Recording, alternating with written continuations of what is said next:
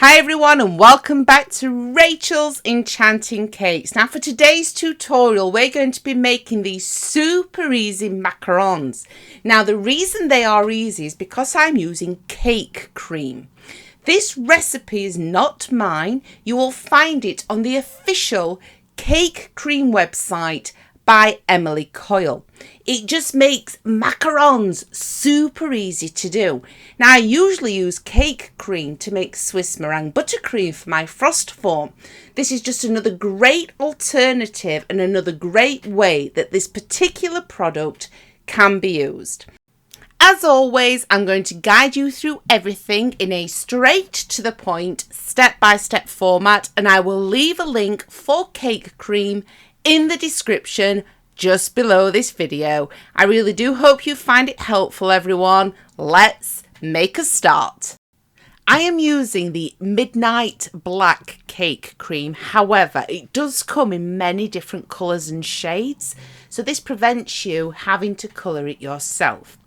You will need exactly 125 grams of cake cream to make 6 macarons. So simply double this if you're wanting to make 12. Here I am using some electric scales just to make sure it's all accurate.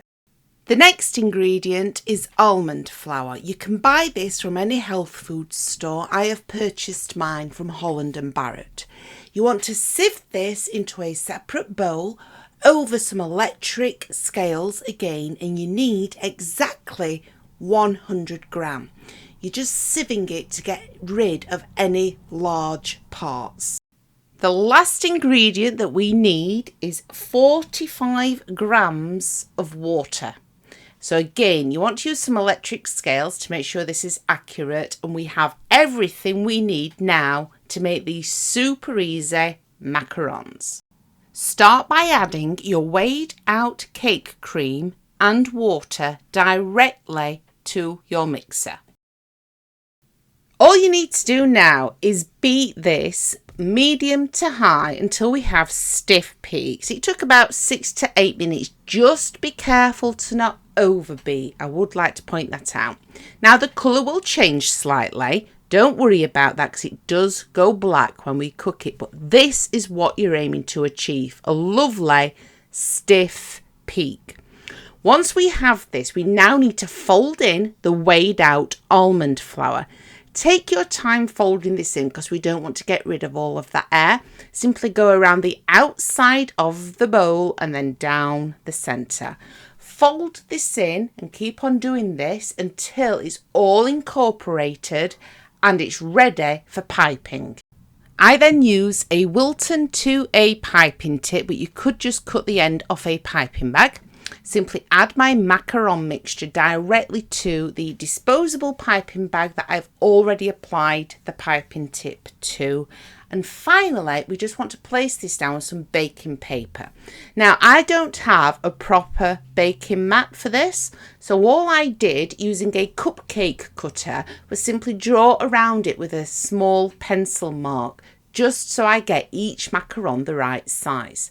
Simply go to the centre, gently squeeze and pull away, and it will hold its shape beautifully.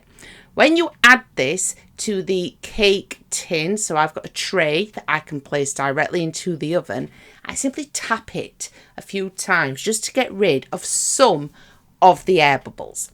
You then want to bake this for 18 minutes at about 135 degrees centigrade. I'm going to now skip and show you what they will look like when they are baked. So these are freshly baked out of the oven. Now I've allowed them to cool down before I have taken them off the baking paper. Now what to use for a filling? Well, in the case of this content, I just use a normal American buttercream frosting. However, Swiss Meringue Buttercream frosting tastes just as amazing and it pipes beautifully. So you simply want to pipe it directly in the centre and then sandwich the macarons together and push down slightly so it's all nice and even. I'm now going to show you how to get that amazing splash effect directly on the top. Remember, if you need to make 12 macarons, simply double the recipe.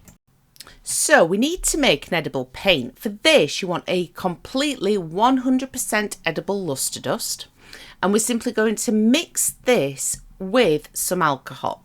The alcohol will evaporate very fast compared to water, and it will leave behind the edible paint.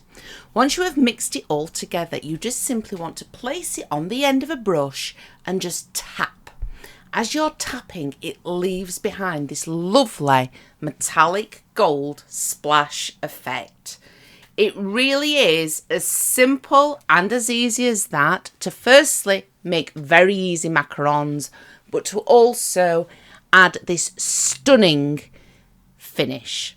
Happy baking, everyone. I really do hope I've helped you again today, and I'll be back soon with an awful lot more new, completely free content.